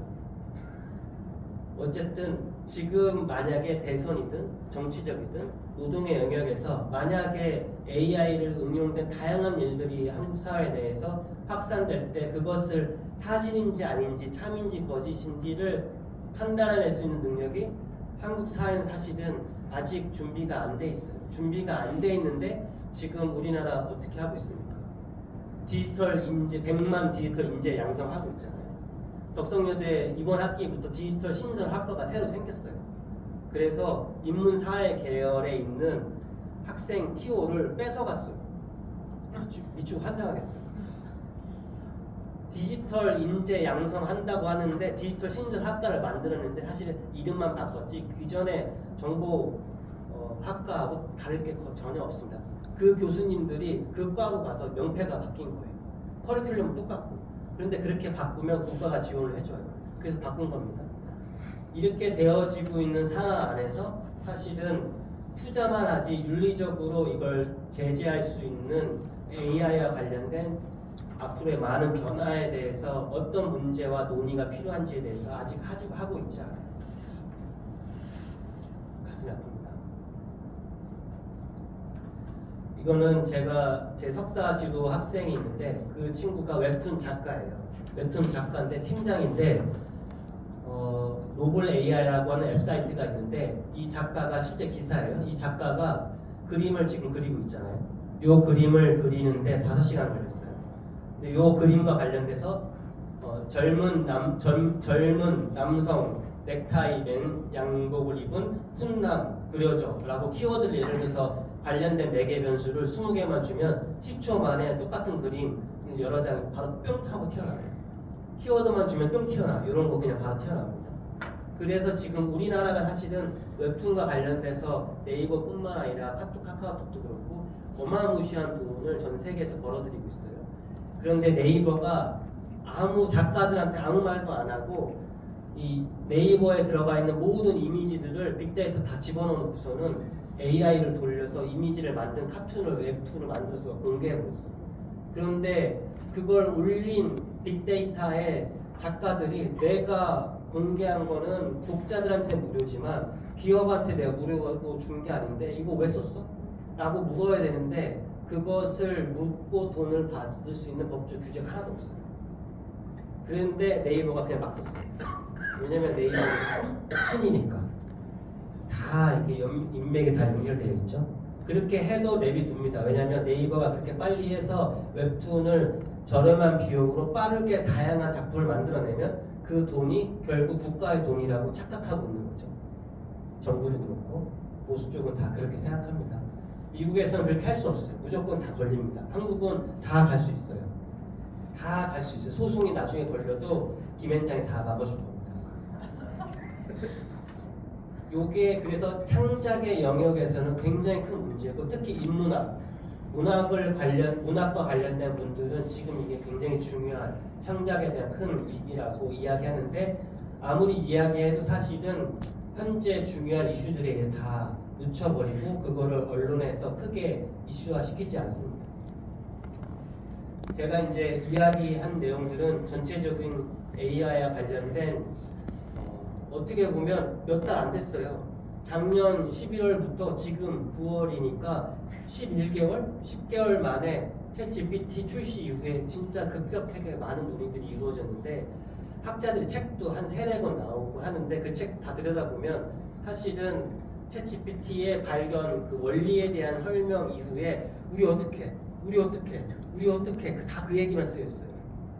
의사가 나와서 한마디 하고 철학자가 나와서 한마디 하고 정책가가 나와서 한마디 하는데 그렇게 이야기해봐야 아무 소용없어요. 왜냐하면 법에 대한 논의가 본격적으로 들어가야 되는데 이 국가의 법을 만드는 정치인들은 입법을 하는 사람들은 아무 생각이 없어요. 지금 그와 관련돼서 그냥 네이버가 빨리 출시하면 떼돈을 벌겠지, 카카오 떼돈 벌겠지, 그와 관련해서 아무 소용없고 사실은 암암리에 AI와 관련된 제품을 실험하기에 딱 좋은 나라가 어디예요?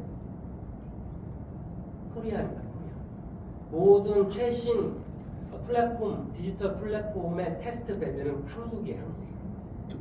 모두가 다 스마트폰 갖고 있고 어디서든 핸드폰에 연결될 수 있는 지하철 안에서 끊임없이 스마트폰을 보는 곳이 한국이잖아요. 그래서 출시된 제품에 관련된 테스트 베드가 한국이기 때문에 한국이 규제가 없는 것이 전 세계 AI에 관련된 산업의 부흥을 위해서 가장 좋은 거예요. 믿지 못하시겠지만 사실 그런 부분이 굉장히 많습니다. 이렇게 열심히 하고 우리 용산에 있는 어르신이 미국에서 규제하면 그 규제가 전 세계로 퍼지는 게 아닙니다. 미국에서 규제하면 규제가 없는 나라로 그 산업이 바로 들어와서 실험합니다. 이거는 오랜 역사가 자본주의가 해왔던 일이에요. 규제가 없는 곳에 가서 실제 해보고 그 결과를 가지고 자기네 산업을 발전시킵니다. 우리나라가 아주 좋은 테스트 베드죠. 의료의 영역에서도 지금 모든 의학의 대학병원 포함해서 대기업, 대형 병원들이 AI 가지고 어떻게 하면 돈을 벌 수 있을까? 웨어러블 장비와 함께 지금 미친 듯이 뛰어들고 있어요. 대기업들하고 손잡고 붐이에요. 붐. 의대 교수님들이 중소기업을 만들어서 빅데이터 활용한 AI 관련된 제품 만드는 게 지금 유행이에요. 막 엄청난 유행이에요. 그냥 그거 나왔죠. 이번에 기사도 나왔는데 응가하면 대소변 보면 대소변 본 걸로 이 사람의 건강 상태를 바로 분석해서 나오는 그거 미국에 계신 한국계 교수가 만들었어요. 기발한 아이디어 상 받았어요. 좀 우스운 상이긴 하지만 근데 그거 우리나라의 의사들이 굉장히 많이 하고 있어요. 환자분들은 전혀 모르고 있지만 어디 구석에 조그맣게 쓰여 있는데 이거 생체 정보 동의하십니까? 조그맣게 써 있어요. 그거 중환자실에 있는 분들 데이터 지금 다 나가고 있어요. 싹 다 나가서 중환자실에 있는 환자분들의 주렁주렁 디지털 다 걸려 있잖아요. 그런 데이터를 가지고 이 사람이 언제쯤 사망할 것이다. 언제쯤 약의 투여가 필요할 것이다 라는 걸 예측하는 빅데이터 AI 만들고 있어요. 그거를 아마도 우리나라가 제일 앞서서 만들지 않을까 다 기대하고 있어요 지금. 왜냐하면 데이터도 너무나 많고 왜냐하면 다 주니까 이렇게. 국가가 제재할 수 있는 법도 없으니까. 그렇게 되면 아주 아름다운 세상이 올 겁니다. 뒤에 좀 이야기해줄게요. 시간이 없으니까 뒤에 있는 거 요거부터 얘기해볼까요? 구글리제이션 이거 들어보신 적 모르겠어요. 건강 연구의 구구화. 예를 들면 제가 되게 좋아하는 시간 연구자 김영선 선생님이 쓴 책이 있어요. 존 버시의 죽음. 존 버시의 죽음은 과로사와 관련된 한국의 여러 가지 이야기를 잘 다듬어서 쓴 책이에요. 가로사라고 하는 가로사라고 하는 단어 들어보셨죠? 가로사의 영어가 뭔지 아세요? 과로사. 영어로 work to death예요. 죽을 때까지 일한다. 사실은 정확한 번역어가 없어요. 과로사는 일본의 90년대 말에 있었던 과로 사망, 열심히 일하다 죽는 거. 그걸 카로시라고 불렀어요. 그 카로시를 우리나라의 한자 그대로 과로사라고 번역한 거고 전 세계에 과로사라고 하는 단어가 없어요. 일본하고 한국만 씁니다. 다른 나라에서 이거를 번역할 때는 카로시라고 하는 영어 단어 그대로 쓰고 혹은 풀어서 이게 무슨 말이야 하면 work to death라고 써요. 그러면 서구의 사람들 입장에서는 왜 죽을 때까지 일해? 죽을 것 같이 힘들면 그만두면 되지. 그런데 그걸 이해하지 못하는 거죠. 한국은 죽을 때까지 일하는 분들이 많죠. 제가 다른 데에서 그런 이야기를 글로 쓴 적이 있었는데 그렇게 문제가 생기면 어떻게 해결해야 돼요? 죽을 때까지 과로를 시키지 않고 일의 업무량을 줄이고 줄인 후에도 행복한 삶을 살 수 있는 적정한 임금을 주면 되잖아요. 문제나 해결책이 아주 간단합니다. 적정한 인원수를 노동자를 고용하고 그래서 노동자들의 업무 시간을 합리적으로 줄이고 그 줄이는 시간에도 불구하고 월급은 삶을 유지할 수 있게끔 해주면 되죠. 돈이 없어서가 아니라 그걸 하기 싫은 거죠. 자본은 일한 것보다 더 많이 뺏어가는 게 자본의 가장 큰 원리 원칙이니까. 얘가 해준 거, 벌어준 것보다 더 적게 줘야지 돈을 벌잖아요. 근데 거기서 기준이라고 하는 것은 자본가가 정하기 나름이니까. 그런 과로의 문제가 의학의 영역에서는 되게 중요하죠. 갑자기 심근경색으로 죽으면 안 되잖아요. 그러면 의학이 해결할 수 있는 접근 방법은 사실은 노동 강도를 줄이면 되는데 산업의학과, 직업환경의학과 선생님들 그런 이야기를 많이 하지만 심근경색을 보는 심장내과 의사들은 그런 생각 없어요. 심근경색이 올 거를 미리 발견해내는 웨어러블 기계를 가지고 이 사람이 조금 있으면 쓰러질 확률이 80% 이상 있다라고 하는 것을 자꾸 나한테 경고로 보여주면 그러면 된다라고 생각하는 거죠. 이해하시겠죠? 절대 일의 양을 줄이고 노동 강도를 줄일 생각은 없고 의학의 영역에서 이게 지금 구글하라고 하는 거는 데이터를 다 집어넣고 데이터를 집어넣은 걸 가지고 프로그램을 만들어서 그 프로그램으로 각각의 직장에 넣고 이 머리 위에다가 이런 기계를 달고 이 사람의 생체 정보를 실시간으로 전달해 주는 거예요. 세이프 프로가. 이게 실제 지금 하고 있는 겁니다. 안전 모니터링. 이 사람의 생체 정보를 줘요. 주고 그거를 받는 기계가 그 현장에 있습니다. 그걸 받은 거를 분석하는 프로그램을 의사들이 만들었어요. 빅데이터를 통해서 환자들한테 몰래 빼낸 걸로.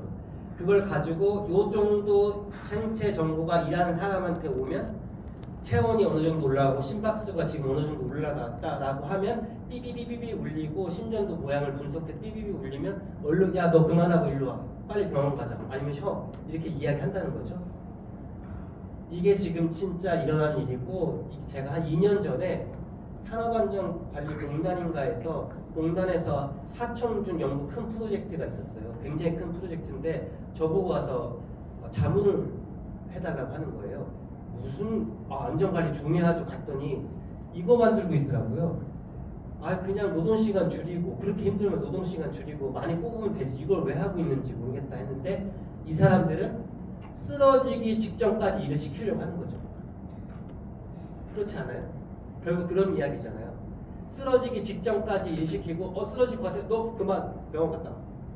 나머지는 신호가 안정적이니까 더 일해 할 수 있죠. 그렇게 수치화할 수 있는 게 사실은 구구라라고 했는데 말이 구구라지 이걸 분석해내는 방법에 대한 것이 의학적으로 굉장히 큰 산업이고 아마 콜센터든 어떤 노동의 영역이든 이게 몇 년 안에 상용화 될 가능성이 매우 높습니다.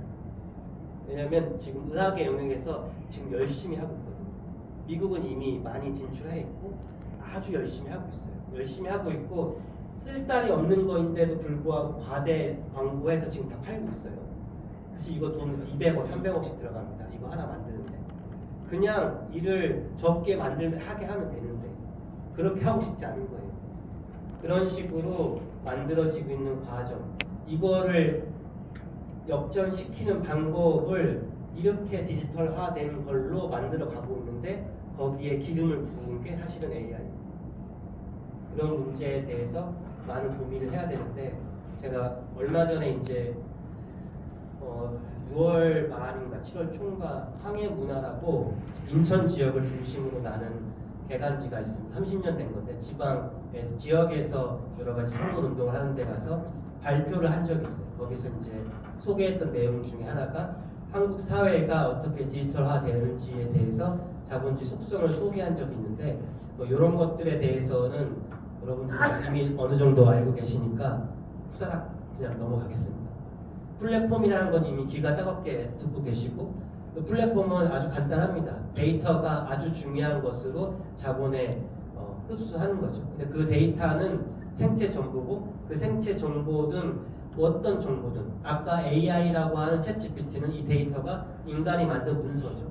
예를 들면 노조를 통제하려고 하는 기업에서 그동안 노조가 만든 모든 문건들을 다 갖다가 AI에 집어넣으면 됩니다. 이런 활동을 했고 이런 문서를 만든 애들 성향을 파악해서 앞으로 우리가 어떻게 관리해야 되는지 중요한 원칙 10개만 뽑아줘 하면 1초면 만들어내죠. 그럴듯하게. 그게 실제 현실에서 가능할지는 모르지만 근데 그런 것들을 만들어내고 활용하는데 쓸 수도 있는 거예요.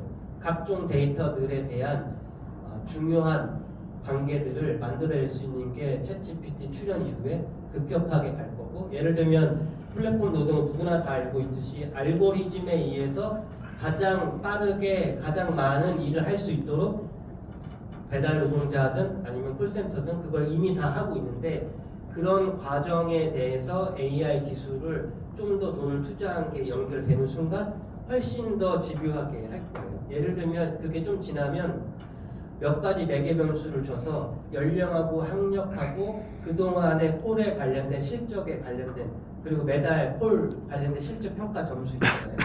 그 매개 변수를 AI한테 다 집어넣어주면 여기에서 내년에 10% 감축시킬 건데 이 평가 매개 변수를 가지고 그 10% 잘라야 될 사람만 골라줘 하면 몇 초 안에 쭈르륵 나올 겁니다.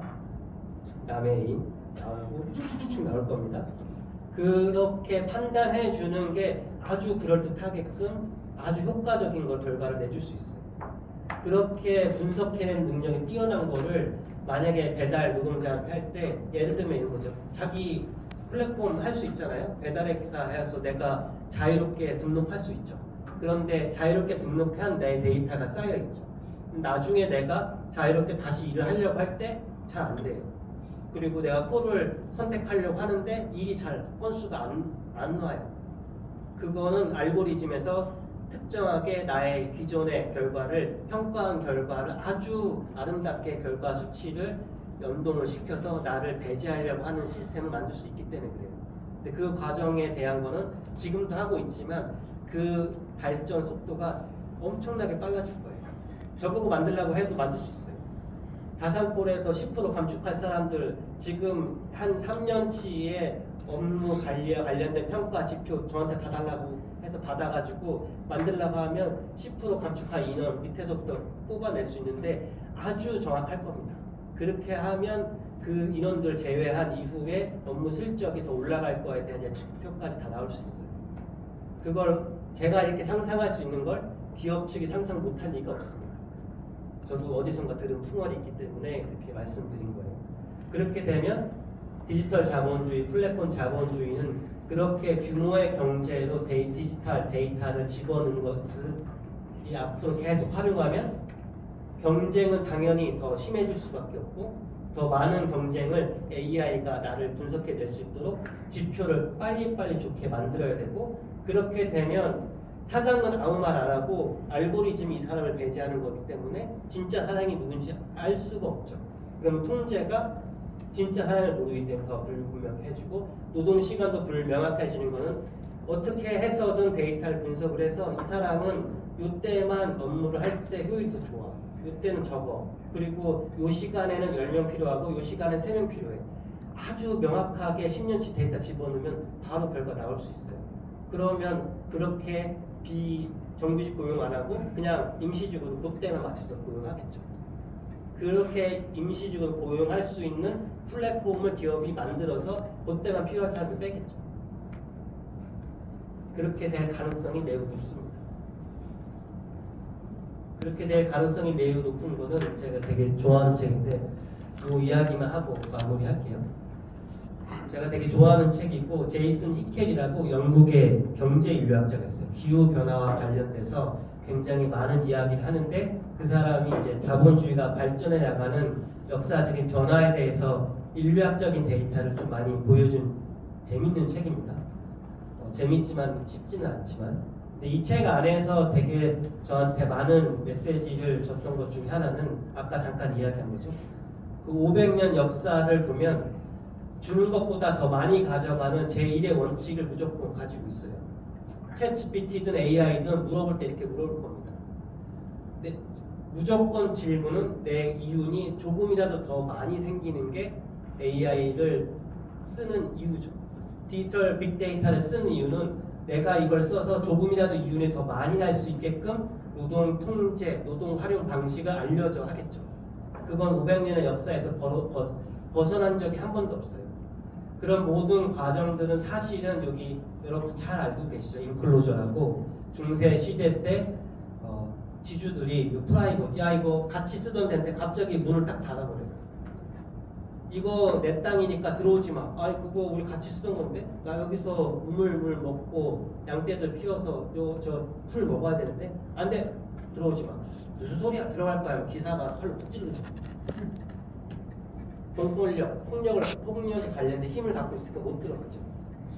나 들어가고 싶은데 생존에 들어가고 싶은데 들어오려면 돈을 내. 돈을 내려면 어떻게 해야 돼? 나한테 와서 일해. 그럼 돈 줄게. 그러면 그 돈을 받아서 이거 써. 돈 지불하고. 그렇게 해서 임금 노동자가 시작된 거예요. 여러분들이 알고 있는 아까 네이버 클로버 노트처럼 네이버든 뭐든 많은 데이터들은 실제 사용자 안에서 나올 수밖에 없어요. 그 모든 데이터들은 사실은 공유제죠, 공유제. 모두가 다 쓰던 거잖아요.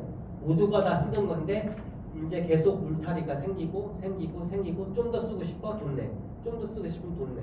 그러다가 독점이 되는 순간 바로 닫아버리면 되죠. 유료화 시키면 되죠. 그럴 시기가 언젠간 오겠죠. 그 오겠다고 하는 게 이 책에서 이야기하는 자본주의가 기본적으로 그렇게 셧다운을 시켜서 통제를 해버리는 순간에 의해서 계속해서 축적을 해온 거지 열심히 노력해서 돈을 모아서 축적된 자본을 가지고 그 다음 거 한 게 아니라 처음 출발은 뺏는 거예요. 디지털 자본주의 시대의 AI가 갖고 있는 새로운 노동은 언젠가 뺏을 겁니다. 여러분들이 갖고 있는 모든 데이터를 뺏어 버리고 나서 그거에 대한 소유권을 주장할 때 쓸 거면 돈 내라고 할 겁니다. 역사가 그렇게 진행되어 왔어요. 그리고 곧 그렇게 갈 것 같아요. 네이버가 엄청난 대화형 GPT를 소개하면 그때 이후에 몇 년 지나지 않아서 유료화된 서비스로 그게 서비스가 없으면 생활을 지속하게, 예를 들면 여러분들 네이버 지도 많이 쓰시잖아요. 네이버 지도 없이 서울 한복판을 운전하기 되게 힘들잖아요. 그거 유료화한다고 해서 안 쓰실 거예요? 예를 들면 한 달에 1,000원만 내래요. 쓰죠. 1,000원 정도야 까짓 거. 5,000원 아예 까짓 거 5,000원 씁니다. 제가 에버노트를 엄청나게 열심히 쓰는데 에버노트 갑자기 1년에 10만 원 내래요. 무료였다가 이씨. 근데 그 많은 자료, 그걸 써오던 저의 경험을 버릴 수 없기 때문에 10만 원 줍니다. 눈물을 흘리고서. 어떡하나 챗GPT한테 물어봐야 되나 싶긴 한데 이제 거의 다 끝났습니다. 끝났는데 여기 보면 인공지능이 한국 콜센터 상담사 어떤 영향을 줄 거냐 했더니 업무 자동화돼서 좋아요. 음성 인식 기술이 도울 수 있어요. 자동화해서 업무 분담, 데이터 분석돼서 피드백해서 좋아요. 새로운 역할과 기술 요구 사항이 있을 수 있어서 약간 힘들 수도 있어요. 고객들의 서비스 경험이 향상될 수 있어요. 좋은 말 다 갖다 쓴 겁니다. 그런데 이거를 운영하는 관리자가, 이사장이 독한 마음 먹으면 다른 걸로 활용할 수도 있죠. 긍정적인 영향, 효율적 업무 처리, 빠른 응대, 데이터 분석 다 좋은 말입니다. 부정적인 영향, 일자리 감소, 기술적인 어려움, 일부 상담사들이 협업할 때 이 새로운 프로그램이 할 수 있는 거 없는 거, 못한 일에 대한 거를 내가 하려면 뭘 해야 되는지 그런 부분을 파악하는 부분에 있어서 부정적인 영향이 있을 수 있죠. 그런 부분에 대해서 좋은 말은 다 써놨어요. 근데 이런 부정적인 거를 긍정적인 걸로 옮겨서 할 건지 혹은 이거를 부정적인 걸 더 악화시킬 건지는 고용주가 결정하는 거죠. 그거는 챗GPT가 해줄 수 있는 게 아닙니다. 얘의 해답은 정책과 규제, 산업과 업종, 기술의 진보, 교육, 전문성, 고객 선호, 이 모든 것들이 결국에는 앞으로의 상담사의 미래 일자리 감소와 관련돼서 중요한데 정책 규제, 용산에 기대할 수 없죠. 산업과 업종에 관련돼서 기업 자본가한테 이걸 기대할 수도 없죠. 기술의 진보와 관련돼서도 과거로 회귀 절대 안 할 겁니다. 규모의 경제로 끊임없이 시달을 거고 기후 변화 꽃방울 끼고 있죠. 절대 탈성장 같은 거 있을 수가 없습니다. 기후 변화의 문제도 아마 AI가 해결해 줄 거라고 알고 있을 거예요.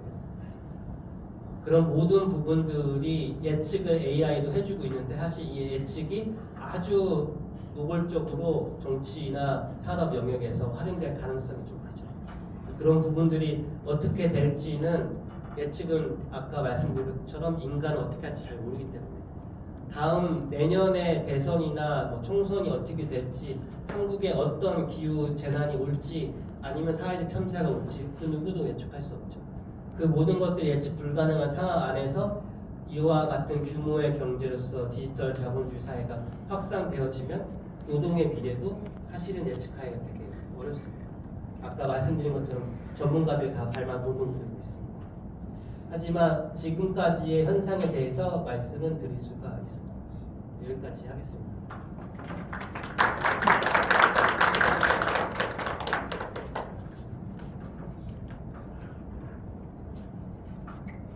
네,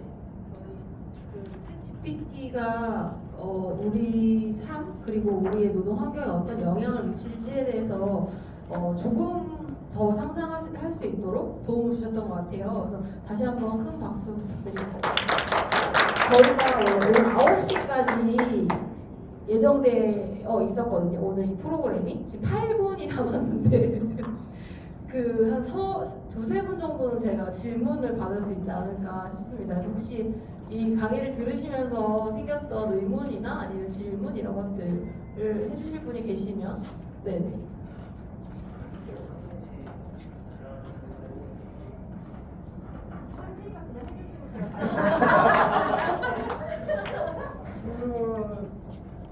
강의를 들으면서요 상당히 좀 걱정이 되고 있는 분이 어떻게 보면 이 가짜 뉴스 만드는데 좀 네, 힘들어하거든요. 네. 이전에 선거에서는 특히 대선에서는 이 이 댓글 부대라고 해요. 네네네. 그걸로 상당한 영향을 미쳤잖아요. 네네. 근데 저렇게까지 한다면 실제로 대한민국의 상당수의 이게 이제 관심이 있는 네네. 사람들 위해 상당수가 이 가짜 뉴스를 믿을 수밖에 없는 상황이 될 거라고 맞습니다. 보는데 그 진짜 이상한 일배식의 네. 댓글들이 아니라 아주 공부 많이 한 학자, 모수 학자의 글 같은 댓글을 수천 개, 수만 개를 아주 쉽게 만들어낼 수 있습니다. 다른 거죠. 실제로 교수님은 내년 선거에서 내년이라고 그다음 네. 교수님은 선거에서 이런 상당히 위험한 현상이 현실적으로 건지가 없어요. 그걸 좀 어떻게 판단하세요? 사실 국가인권위원회에서 AI 관련된 거를 규제할 수 있는 것을 적극적으로 입법 활동을 해야 된다라고 공고했습니다 이미. 왜냐면 이런 위험성들에 대해서 다 이야기했고 사실 그런 부분에 대해서 특정 정당들로 나름 대책이 있을 거예요. 집권하고 싶은 쪽에서는 악성 댓글을 만드는 쪽에 지금 아주 희망찬 기대를 갖고 있을 거고 그 반대쪽에서는 아주 우려 섞인 걱정을 하면서 이에 관련된 태스크포스 팀을 아마 꾸릴 생각이 있는 걸로 알고 있습니다. 근데 저는 반대로 얘기하면 더 나아가서 이거 예전 제가 되게 좋아했던 드라마 실제 영화 실존 영화인데 나사에 61년도에 3명의 실존 여성이 있었는데 이분이 그냥 계산만 단순 계산만 하시는 분이에요. 근데 어느 날 갑자기 IBM 기계가 도입이 됐어요. 당연히 다 흑인 여성들을 다 해고시키려고 그 기계를 도입했는데 지금 같은 컴퓨터가 엄청난 대형 컴퓨터인데 계산은 빠른데 얘를 작동하는 방법을 잘 몰라요. 그걸 잘 몰라서 이분이 굉장히 똑똑한 분인데 혼자 독학해서 얘를 돌릴 수 있는 매뉴얼을 혼자 공부해서 그 계산하던 흑인 직원분들을 다 데려다가 과외로 다 가르쳐줬어요. 그게 가르쳐주는 지금 장면이에요. 해고되기 전에 그걸 먼저 앞장서서 기계를 활용하는 방법을 암기했는데 제가 무슨 생각을 했냐면 사실은 입법의 영역 안에서 이와 같은 문제에 대해서 노동자들을 보호하기 위한 거를 앞장서서 만들어줄 정치인이 지금 당장 나올 거를 기대하기 사실 쉽지 않아요. 그러면 반대로 노동의 영역에서 만들어야 돼요. 공부하고 예를 들면 이게 창출해낼 수 있는 문제 지점에 대해서 그게 대선이 될 수도 있고 앞으로의 다양한 투쟁과 관련된 정치나 일반 시민들의 혐오적인 반응에 대해서 이런 AI와 관련된 다양한 것들이 활용되는 문제에 대해서 우리가 반응할 수 있는 대책을 마련하고 그게 가짜인지 진짜인지를 검열해낼 수 있는 방법이라든지 검열할 수 없으면 검열할 수 없다라고 그 이야기를 할 수 있는 거든 그 무엇이든 간에 사실은 대책을 마련하는 팀이 필요할 수도 있다는 생각이 들어요. 왜냐하면 안 만들어줄 겁니다. 만들 생각이 별로 없어요. 집권 여당은 안 만들죠. 이게 지금 노다지거든요. 트럼프 지금 엄청 웃고 있을 거예요. 됐다 이제 내가 되겠구나 싶을 겁니다. 근데 물론 그 반대도 만들 수 있겠죠. 진보 쪽에서도 중도 쪽에서 만들 수 있는데 사실은 표의 움직임은 중간에 있는 쪽이기 때문에 가장 열악한 그 사람들을 보수로 끌고 갈 수 있는 게 큰 걱정이 되는 거죠. 가짜 뉴스는 사실 거짓말을 하는 거기 때문에. 네, 다른 혹시 질문? 네. 저는 질문은 아니고 이게 기술이 되게 많이 빨리 발전하고 네. 뭔가 환상이 있는 것처럼 얘기를 하지만 실질적으로 저게 만든 사람, 사용하는 사람이 그러니까 쉽게 말하면 사용하는 사람이 많아질수록 생각을 안 하니까 바보들의 평준화가 되는 거 아닌가요?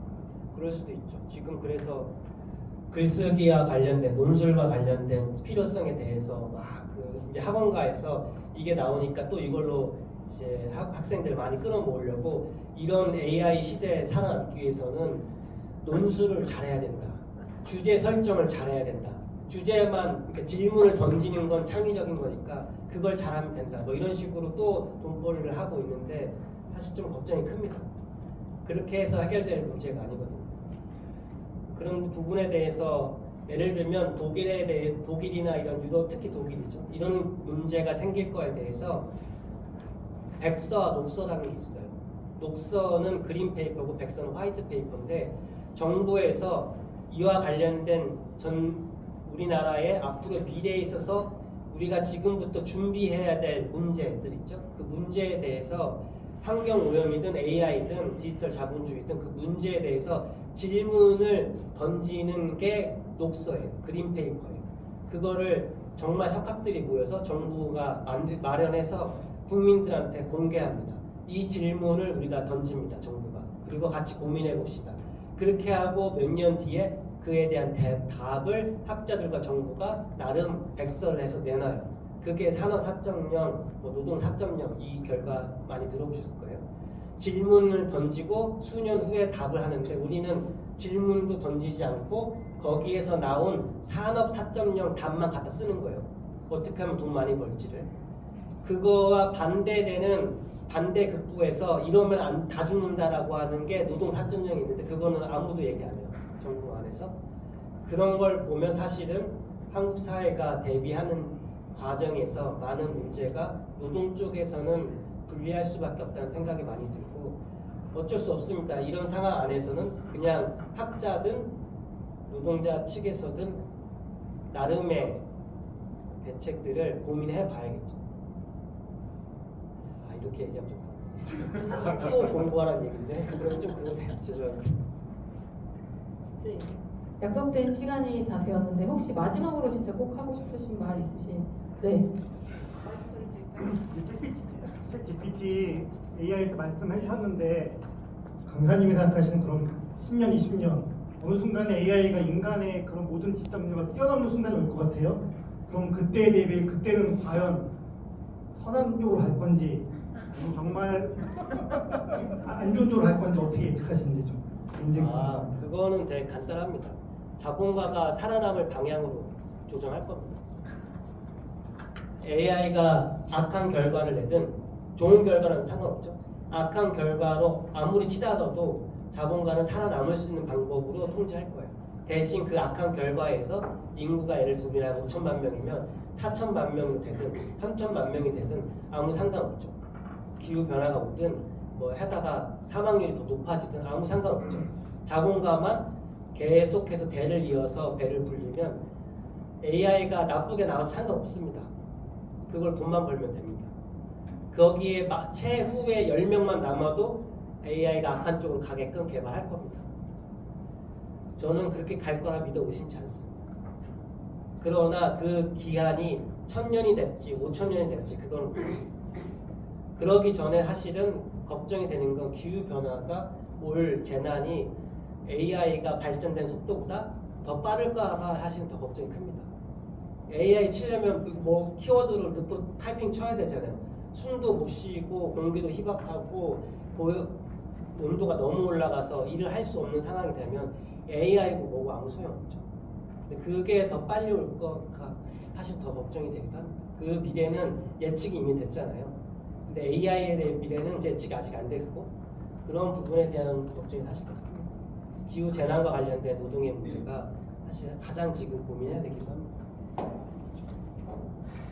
네, 지금까지 사실 저희가 다가올 미래, 우리가 어떤 신기술이 도입된 것이 우리 삶에 어떤 영향을 미칠까에 대해서 계속 상상해 볼 수 있는 기회들을 제공해 주셔서 너무 감사하고 사실 저희 노동조합 그리고 일을 하는 사람들은 사실 일을 하는 매 순간 사실 이런 것들을 고민할 수 없잖아요. 그냥 닥쳐 있는 오늘을 잘 살아나가는 것이 사실 벅찬 매일매일 보내고 있음에도 불구하고 우리가 왜 공부를 해야 하고 지속적으로 무엇을 계속 알아가야 하는지 오늘 좀 더 많이 고민하게 되는 강의였다고 생각이 듭니다. 좋은 기회를 마련해 주신 봉글노동도 너무 감사하고 많은 분들 참석해 주셔서 자리 빛내주셔서 감사합니다. 오늘 강의는 이것으로 마치도록 하겠습니다. 감사합니다.